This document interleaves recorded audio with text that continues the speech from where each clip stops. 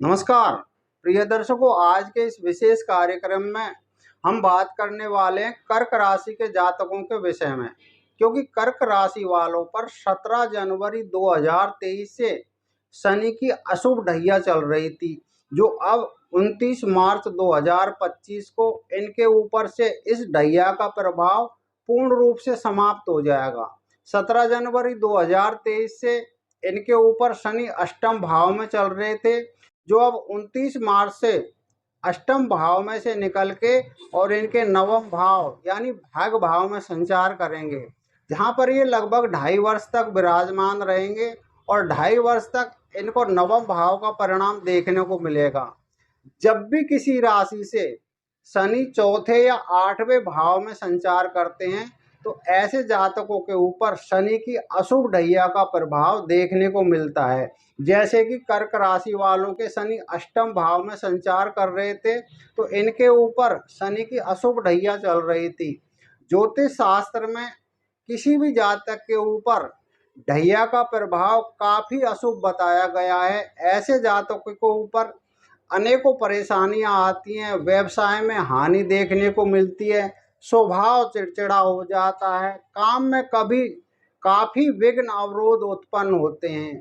ये शनि की ढैया के दौरान होता है। इस कार्यक्रम में हम बात करने हैं देवगुरु बृहस्पति के राशि परिवर्तन के बारे में। वर्तमान में कर्क राशि वालों के बृहस्पति महाराज इनके एकादश भाव में संचार कर रहे हैं, जो पिछले वर्ष से कर रहे हैं। और एकादश भाव में बृहस्पति इनके कारक हो जाते हैं और 11वें भाव में बृहस्पति का फल काफी लाभदायक बताया गया है। व्यापार में उन्नति देखने को मिलती है। अपने जितने भी सगे संबंधी है उनका हमें सहयोग प्राप्त होता है। हमारे जीवन से सभी विघ्न बाधाएं दूर होती हैं। जब 11वें भाव में बृहस्पति संचार करते हैं तो अपनी पंचम दृष्टि इनके तीसरे भाव में डालते हैं, जहां पर कन्या राशि आती है। अपनी नवम दृष्टि इनके पंचम भाव में डालते हैं, जहां पर इनके मित्र की वृश्चिक राशि आती है। और अपनी नवम दृष्टि से इनके सप्तम भाव को देखते हैं। तो ये तीनों भावों से हमें शुभ परिणाम देखने को मिलता है। किंतु अब 14 मई तक इनके एकादश भाव में ही हैं और 14 मई को ये अपना राशि परिवर्तन करके और इनके 12वें भाव में मिथुन राशि में संचार करेंगे, जहां पर ये 18 अक्टूबर तक रहेंगे। और 18 अक्टूबर को ये दोबारा से फिर राशि परिवर्तन करके और इनकी स्वयं की राशि प्रथम भाव में यानी कर्क राशि पर आ जाएंगे, जहां पर ये 5 दिसंबर तक रहेंगे। और 5 दिसंबर को दोबारा से फिर पुनः राशि परिवर्तन करके और इनके 12वें भाव में आ जाएंगे, जहां पर ये 10 मार्च 2026 तक रहेंगे। इस तरीके से कर्क राशि वालों के लिए बृहस्पति महाराज 2 बार राशि परिवर्तन करेंगे, इसलिए इनको इनका प्रभाव भिन्न भिन्न देखने को मिलेगा। वर्तमान में वृषभ राशि में 11वें भाव में संचार कर रहे हैं तो वहां का परिणाम 14 मई तक देखने को मिलेगा। और इसके बाद में इनके 12वें भाव में संचार करेंगे तो वहां का भी परिणाम मिलेगा। और फिर 18 अक्टूबर से 5 दिसंबर तक इनकी स्वयं की राशि में रहेंगे प्रथम भाव में। तो जब इनकी स्वयं की राशि में आएंगे तो इनकी स्वयं की राशि प्रथम भाव में पड़ती है, जो केंद्र का भाव है। और केंद्र के भाव में जब भी बृहस्पति कर्क राशि में जहां पर उच्च के होते हैं या फिर अपनी स्वयं की राशि में धनु और मीन राशि में आते हैं तो ऐसे जातकों के ऊपर पंच महापुरुष योग का भी निर्माण होता है, जिसको बृहस्पति की वजह से हंस नामक पंच महापुरुष योग बनता है। जिन जातकों की जन्म कुंडली में या गोचर में हंस योग बनता है, ऐसे जातकों को काफी लाभदायक परिणाम देखने को मिलते हैं। व्यापार में उन्नति होती है, नौकरी पेशा वाले व्यक्तियों को पदोन्नति के योग मिलते हैं, अपने परिवारजनों का सहयोग मिलता है। किंतु जब 12वें भाव में इनके बृहस्पति का राशि परिवर्तन होगा तो 12वें भाव में मिथुन राशि है, जो इनके शत्रु की राशि है। इसलिए कर्क राशि के जातकों को कुछ दिनों के लिए पीड़ा भी देखने को मिलेगी। क्या होगा? 12वां भाव आपके खर्चों का भाव है, खर्चे आपके बहुत अधिक बढ़ जाएंगे। हालांकि 12वें भाव में बृहस्पति बैठ करके शुभ कार्यों में ही खर्च कराता है, धर्म कर्म के कामों में खर्च होते हैं, लेकिन आपकी आय कम हो जाएगी। आय कम होने की वजह से आपके खर्चों का समस्या आपके लिए बहुत बड़ी बन जाएगी। बनते कार्यों में आपको विघ्न उत्पन्न होते देखेंगे। कोई भी कार्य करेंगे उसमें अनेकों प्रकार की समस्या आएंगी। 12वां भाव आपकी स्वयं की राशि का भी 12वां भाव है। शारीरिक पीड़ाएं भी हो सकती हैं। स्वास्थ्य को लेकर आपको विशेष सावधान रहना होगा। लेकिन जब ये आपके प्रथम भाव में संचार करेंगे तो प्रथम भाव में संघर्ष तो आपको करना पड़ेगा, किंतु उच्च राशि का होने से और हंस योग बनने से आपको विशेष धन लाभ की सहायता मिलेगी। आपके जितने भी अभिष्ट थे वो आपके पूर्ण होते नजर आएंगे।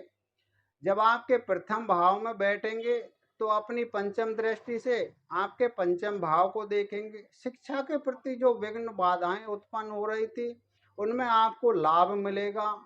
जो प्रेम विवाह करना चाहते हैं उनको भी ऐसा मौका मिलेगा जिससे उनकी मनोकामना पूर्ण होंगी। संतान का योग भी बनेगा। सप्तम दृष्टि से आपके सप्तम भाव को देखेंगे। जिनका विवाह में बाधा आ रही थी, विवाह नहीं हो पा रहा था, तो ऐसे जातकों के लिए विवाह का प्रबल योग बनेगा। व्यापार में भी उन्नति देखने को मिलेगी। प्रथम भाव में बैठे बृहस्पति नवम दृष्टि से आपके नवम भाव को देखेंगे। भाग्य में वृद्धि होगी। लंबी यात्राओं का योग मिलेगा। धर्म कर्म के कार्यों में आप काफी रुचि लेंगे और आपको पिता का भी सहयोग मिलेगा। ऐसा फल आपको बृहस्पति देंगे कब? 18 अक्टूबर से लेकर के और 5 दिसंबर के बीच में, जब ये आपके प्रथम भाव कर्क राशि में संचार करेंगे। किंतु उससे पहले ये आपके 12वें भाव में मिथुन राशि में संचार कर रहे हैं, जहां से अपनी पंचम दृष्टि से आपके चतुर्थ भाव को देखेंगे। प्रॉपर्टी का कार्य आपको काफी सोच समझ के करना है, वरना आपको परेशानियां उत्पन्न हो सकती है। मिथुन राशि में गोचर के दौरान घर में कुछ मानसिक कलेश हो सकता है। आपसी सहयोग तालमेल में बाधाएं आ सकती है। आपकी माता का स्वास्थ्य इस गोचर के दौरान कुछ खराब हो सकता है। 12वें भाव से बैठे बृहस्पति अपनी सप्तम दृष्टि से अपनी स्वयं की धनु राशि को छठे भाव में देखेंगे। जो लोग काफी दिनों से नौकरी की तलाश कर रहे थे, इस गोचर के दौरान उनको नौकरी मिलने के प्रबल योग बनेंगे। यदि आप लोन लेना चाह रहे थे और किसी कारणों से वो रुका हुआ था, कहीं बीच में लटक रहा था, तो वो 14 मई से और 18 अक्टूबर के बाद आपको बड़ी आसानी से मिल जाएगा। शत्रु आपके शांत होंगे। यदि आपके ऊपर कर्ज की स्थिति बन रही थी तो कर्ज की मुक्ति से भी आप बाहर निकल के आओगे। 12वें भाव में मिथुन राशि में जब बृहस्पति का संचार होगा तो अपनी नवम दृष्टि से आपके अष्टम भाव को, जहाँ पर शनि की कुंभ राशि आती है, उसको देखेंगे। अचानक कुछ विघ्न उत्पन्न हो सकते हैं। आपको पेट से संबंधित कोई समस्याएं उत्पन्न हो सकती हैं, इसलिए आपको सावधान रहना है। क्योंकि बृहस्पति हमारे जीवन में स्त्रियों की कुंडली में पति सुख का कारक होता है, धर्म आध्यात्म का कारक होता है, संतान का कारक होता है, पुत्र विद्या, बुद्धि विवेक और बड़ा भाई, और सबसे मेन है विवाह का कारक होता है। जिन जातकों की जन्म कुंडली में बृहस्पति खराब होता है, ऐसे जातकों के जीवन में विवाह में अनेकों विघ्न आते हैं। शादी नहीं हो पाती, होकर के टूट जाती है, योग नहीं बन पाता। और हमारे शरीर में लीवर का कारक है। लीवर बृहस्पति के ही अंडर में आता है। जिनकी कुंडली में बृहस्पति खराब हो जाता है, शरीर में चर्बी बहुत बढ़ जाती है, मोटापा आ जाता है, पाचन क्रिया खराब हो जाती है। हमारी जो सुनने की शक्ति है वो भी बृहस्पति के अधीन ही आती है। जिनके बृहस्पति खराब होते हैं उनको लीवर से संबंधित परेशानियां, चर्बी, मोटापा, पाचन क्रिया या फिर सुनने की शक्ति क्षीण हो जाती है, ऐसी परेशानियां देखने को मिलती है। तो प्रिय दर्शकों, ये कार्यक्रम था कर्क राशि वालों के लिए जिनके बृहस्पति का राशि परिवर्तन होने वाला है। हमने आपको बताया कि वर्तमान की स्थिति में बृहस्पति आपके लिए कैसे चल रहे हैं। 14 मई से जब राशि परिवर्तन करके और आपके 12वें भाव में मिथुन राशि में आएंगे तो उनका फल बताया, और 18 अक्टूबर से और 5 दिसंबर तक जब आपकी स्वयं की कर्क राशि पर आएंगे, जहां पर ये उच्च के होकर के हंस नामक पंच महापुरुष योग बनाएंगे, तो उसका फल भी आपको हमने बताया। कार्यक्रम आपको कैसा लगा, इस विषय में आप अपनी राय कमेंट बॉक्स में अवश्य दें। और ऐसा नहीं है कि सभी जातकों के लिए बृहस्पति का परिणाम एक जैसा ही मिले, डिपेंड करता है कि आपकी जन्म कुंडली में बृहस्पति की क्या स्थिति है, आपके ऊपर किन ग्रहों की महादशाएं चल रही है। तो यदि बृहस्पति से संबंधित आपको जीवन में कोई परेशानी आ रही है तो आपको उनके अचूक उपाय भी कराने चाहिए। आपको गाय को प्रतिदिन चने की भीगी हुई दाल खिलानी चाहिए, और मंदिर में लाल कपड़े में पोटली में बांध करके और कुछ दाल रोजाना दान करनी चाहिए। केले के वृक्ष में जल डालना चाहिए, बड़ों का अपमान नहीं करना चाहिए, साधु सन्यासियों के साथ में व्यवहार सही रखना चाहिए, गुरु का बिल्कुल अनादर ना करें।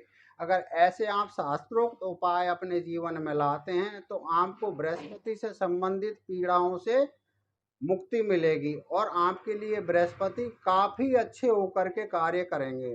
तो यदि आपने अभी तक हमारा चैनल सब्सक्राइब नहीं किया है तो इस बार चैनल को ज़रूर सब्सक्राइब कर लीजिए, जिससे आने वाले वीडियो का नोटिफिकेशन सबसे पहले आपको प्राप्त हो। तो अगले कार्यक्रम में आपसे हमारी फिर मुलाकात होगी, तब तक के लिए आज्ञा दीजिए। नमस्कार।